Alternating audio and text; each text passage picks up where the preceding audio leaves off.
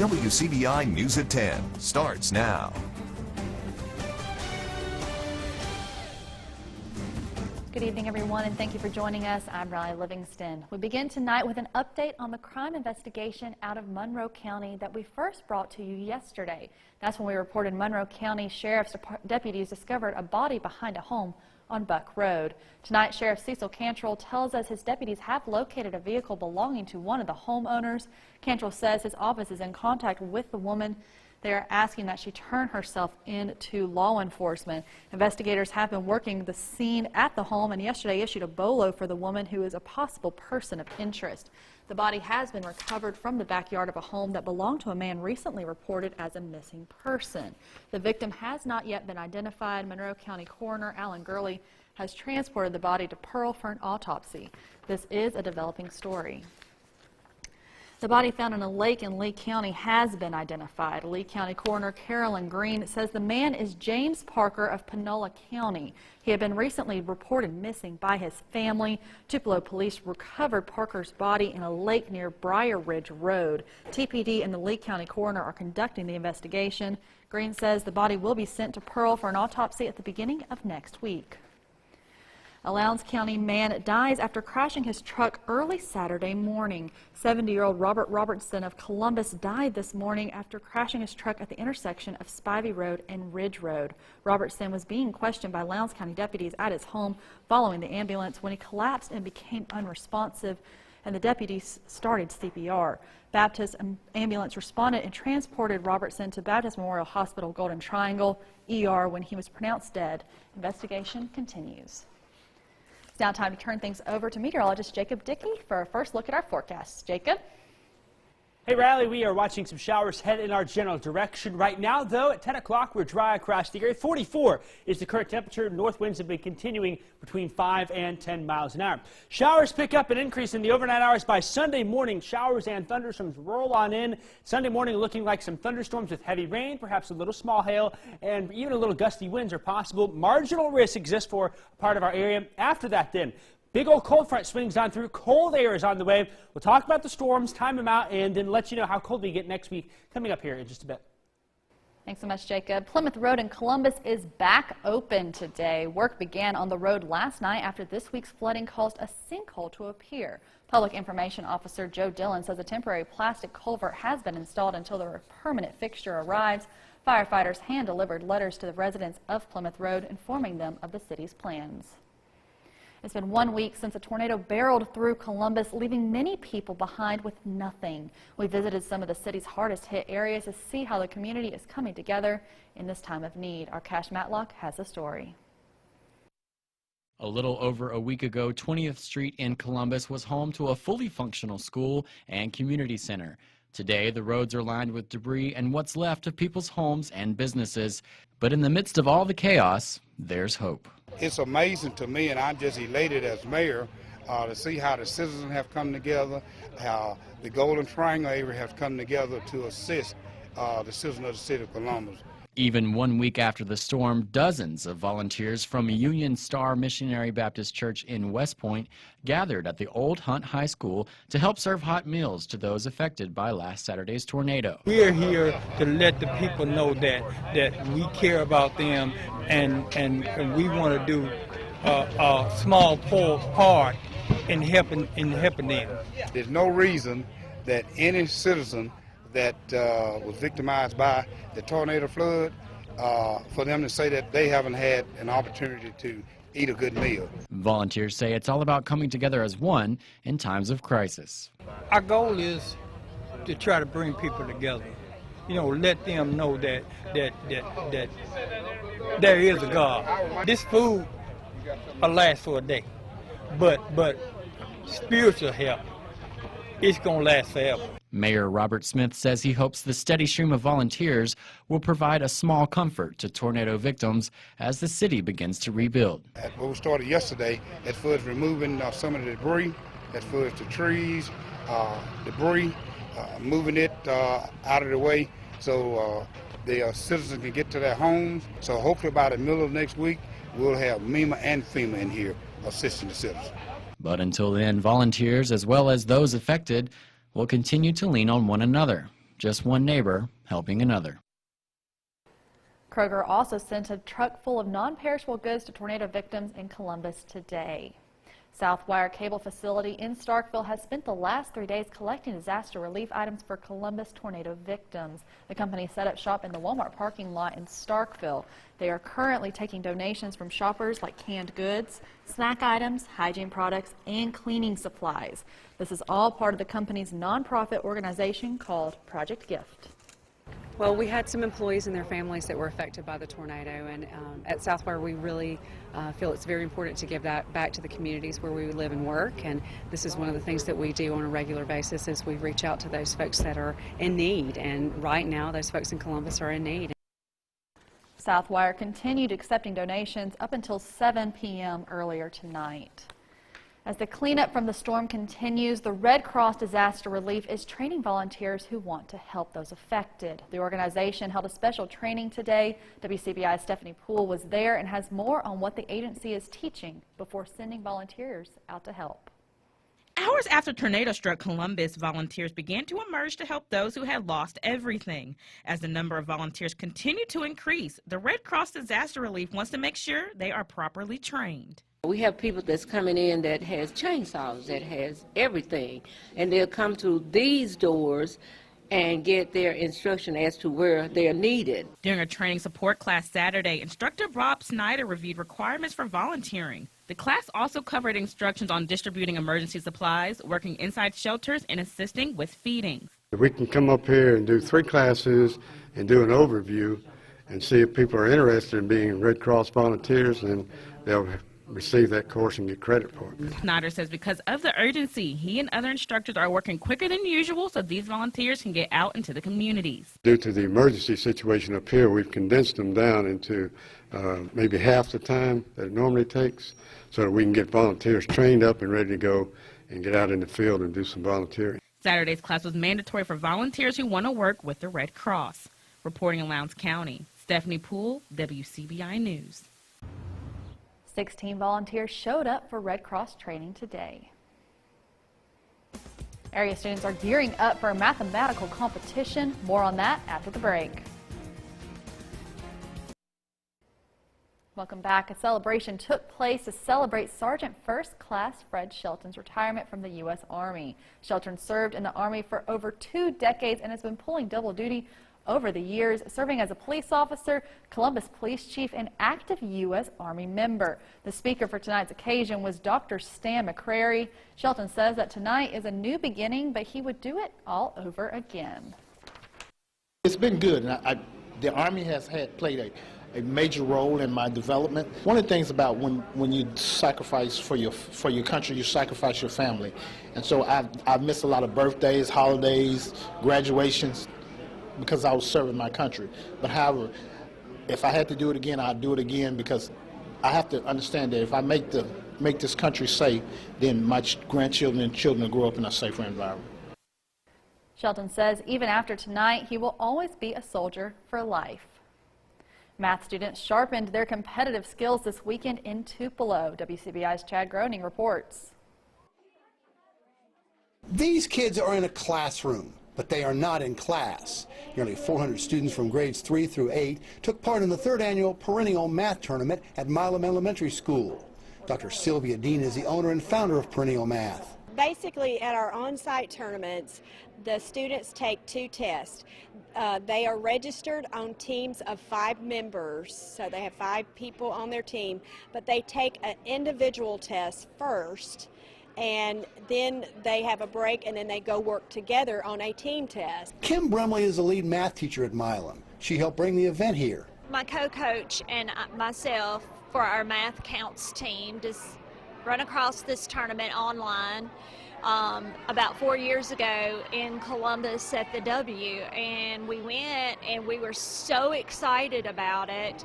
Had such a good time. The kids enjoyed it so much that we felt like this would be a good thing for Tupelo.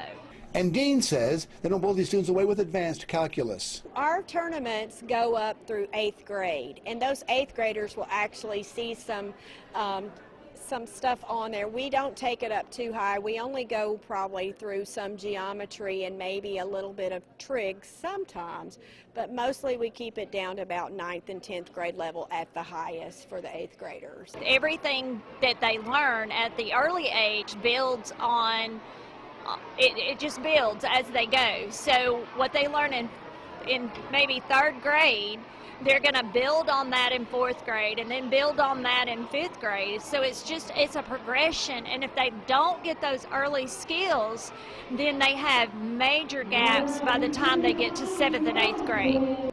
And today's participants understood how important math will be in the future when they are grown up. I think doctors would have to use math, and like if you describe, if you give medicine to a patient, you'd have to know how many grams and stuff like that. Do you think that you want to go in the medical field? I do. Same thing as Ashley said. A lot of careers that you would choose to be your career would use math and like to take tests to get into college. And you need math and be able to get there and get a job. Keen hasn't got a career picked out yet, but he knows it's going to involve having a strong background in math. Chad Groening, WCBI News, Tupelo. Participants came from as far north as Sylmar, Tennessee, and as far south as Biloxi. Showers and storms are on their way tonight. Some will bring some heavy rain. We can't rule out some gusts of wind, maybe some small hail. They will last through midday on Sunday. Coming up after the break, we're going to time out those storms, talk more about the threats we expect, and talk about that cold air afterwards. Maybe it'll bring some flurries. We'll be right back. Your WCBI First Alert AccuWeather forecast with meteorologist Jacob Dickey. We're keeping things dry so far this evening, and it's been quite cool through the weekend. That is expected to continue, but showers and storms are on the way. Temperatures at 48 in Columbus, 45 in Amory, Tupelo at 44. It's 46 out in Grenada, Winona at 48 right now at 10 o'clock hour. Radar is dry, but some light returns trying to come into the delta there. That's the start of some of these showers moving our way. Overnight tonight, I expect showers and storms to pick up likely after midnight. 49 in Columbus, 45 in Amory, 44 in Calhoun City and Eupora will be our lows overnight tonight. Really where we are now is about where we stay here for the next 12 to 24 hours before by tomorrow afternoon and evening things start to drop off. Showers and storms on Sunday morning, the afternoon trending drier. And by Sunday night, that cold front has pushed on through. North winds pick up between 5 and 15 miles an hour. Highs on Sunday. Be in the morning to around lunchtime, and really this isn't far from where we are. 51 in Columbus, 49 in Starkville, 49 in Calhoun City. If it's cool outside to you now, it'll stay that way for the next couple of hours before that front comes on in. There's some of those showers and drizzle popping up to our west that we're watching move our way. As we go through the next couple of hours, then I'm expecting some more showers to pop up. That warm front, though, is staying to our south, and that's good news. We'd like to see that. Along the north of it, though, still some showers and storms, but if we can keep that unstable air well to our south, that keeps our severe threat low, and I think many of us want to keep it that way here. Still, though, storms in the morning between 3 a.m. and 9 a.m., they will be loud. Lots of lightning and thunder, maybe a little bit of small hail in some spots, perhaps some gusty winds in others. But by the afternoon, we clear things out and trend dry and partly cloudy heading into Sunday night. Here's the severe risk that we're watching here. The slight risk is off to our south. It's along I-2059 from Meridian to Birmingham. Our viewers in Columbus, Starkville, West Point, Monroe County, Eupora, Winona, Louisville, Macon, Aliceville, and Lamar County are in a marginal risk. That's a level 1 out of 5, a very low-end risk there. We think that, again, some of those gusty winds maybe knock down a tree here or there, and some quarter-sized hail could be possible with some of these storms overnight tonight through 12 p.m. on Sunday. Tornado threat very low. That warm air just not making it here. That's a good thing to see. We also maybe will see some flooding in some spots. We could get a quick inch, if not a little more, as we look here over the next 24 hours, most of that falling within a few hours. So we'll watch that, but not too concerned about that. After that front and that low passes to our south, cold air comes in on the backside here. Futurecast is saying it may get cold enough even to see a few little snow flurries there as we head through the day on Monday. Something very interesting to see. Temperatures are in the 40s for highs on Mondays. Monday morning in the 20s. Wind chill values will be in the teens. We'll finally get back to some spring March weather Thursday into the weekend. It's a Saturday afternoon rematch between the Tigers and the Bulldogs. Highlights from the matchup coming up next in sports. WCBI Sports with Courtney Robb. If you're a basketball fan, then this is going to be the month for you. Yes, we are officially in the month of March, which means that the madness is finally here in the second day, already filled with plenty of crazy, as teams are looking to fine-tune that tournament resume. One of those teams, Mississippi State. The Bulldogs haven't been to the big dance since 2009. And a quadrant one win against Auburn this afternoon would go a long way for the projected 6th seed team. Let's get to the highlights. MSU looking to do what it did in the hump, but on the road. That's a win against Auburn. Starting things off is going to be a corner three from Samir Dowdy to cap off an 8-0 run for the Tigers. The Dogs respond back. Lamar Peters from way downtown is going to knock down a three there. His only points in the first half. The Tigers flex on him. Horace Spencer in the dunk. The fans, they were loving that kind of hype early in the game. MSU not ready to give up. Eric Holman going to fight his way for two. Also gets the and one bucket, makes it 18-12. Q Weatherspoon helping to bridge the gap. The 2-point floater to make it a one-possession game with under 8 to go. And later in that half, Weatherspoon again right over Dowdy for three more. Auburn with a double-digit lead with under 2 to go. Holman from the corner for three, knocks it down to bring it within 8 points. Auburn would be leading at the break, but a 50-point second half for MSU still would not be enough to win. The Bulldogs fall 80-75. Q Weatherspoon with the double, 25 points, 11 rebounds. Next up, MSU heads to Tennessee on Tuesday. Let's head over to Bud Walton Arena. Ole Miss coming off a loss to Tennessee, taking on Arkansas. The second half, great effort by Devontae Shuler. He gets the rebound and the putback to give the Rebs the lead. Ole Miss finds themselves trailing yet again, but not for long. Bruce Stevens hits the jump shot with authority. He would tie the game up at 47. The Razorbacks retake the lead. Jalen Harris to Daniel Gafford for the two-handed slam. His third dunk of the game. Breein Tyree off the glass. Here the Rebels will be leading by 3 with a minute left in this game. It was until Harris hits this layup with 5 seconds on the clock. The Razorbacks snap a 6-game losing streak. The Rebels now on a 2-game losing skid. The final 74-73, and the Rebels fall to 9-7 in SEC play. We can't defend anymore in the second halves. We gave up 50. We shoot 53% and lose, and our team fight for its life. That's not very good. We couldn't get critical stops, just like at the very end on Harris. We had the ball up 1. We'll send it to the league office. Thought it was contact on Breein. We'll send it back to the league office. But like I said, I just thought that Harris made a great play, and then we have set play we work on every day, and for some reason, my big center doesn't hand the ball off, and that's just where it is. Just like Coach said yesterday in practice, just not a good practice, and that just has everything to do with how we play in the game. Very frustrating. I mean, I'm a part of the team, so I'm a part of it, and I'm very disappointed in myself and my teammates. Well, if you're a football fan, I'm sure you know that the NFL Combine is currently going on in Indianapolis, Indiana. I'll get to more on that coming up next in sports. Stick with us.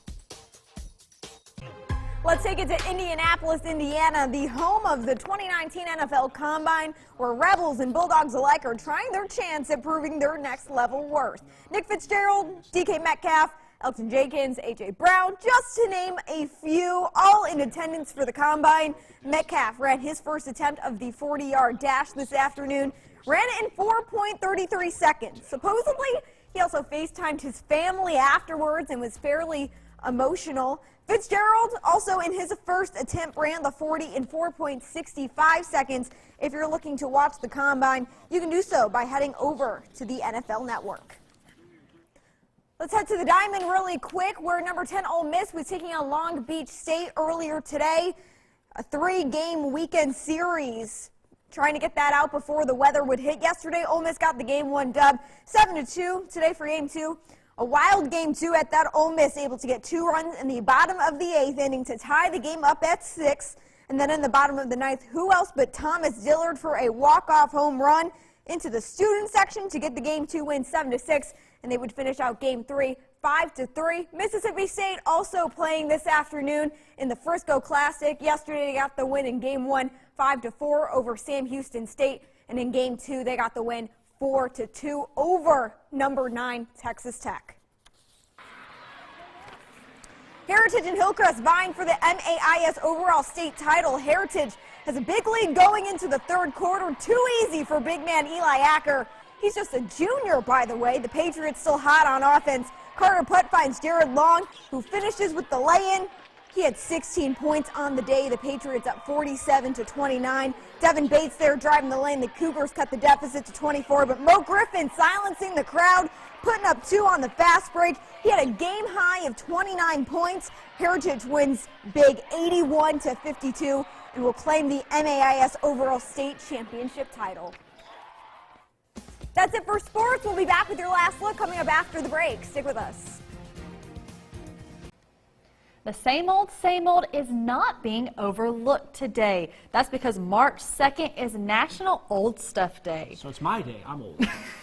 You would think that means you should cherish and celebrate your favorite old hat or pair of shoes, or that 1982 mint condition Cabbage Patch Kid that's still in the original clothing and has its original birth certificate to match, that sits on the top shelf of your closet, just like mine. Well, maybe that's too specific. Anyway, that's not the case according to the National Day calendar. It says National Old Stuff Day is about noticing all the old stuff we keep around and taking a break from it. We should instead try something new and break out of old routines.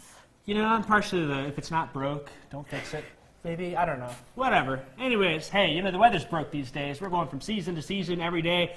New season, new day. By Monday, winter's here. Thursday, spring. Saturday, summer. You pick a day, name it. Weather's all over the place. So I got the full details on you. We'll be keeping you updated online and on WCBI.com. We'll see you tomorrow.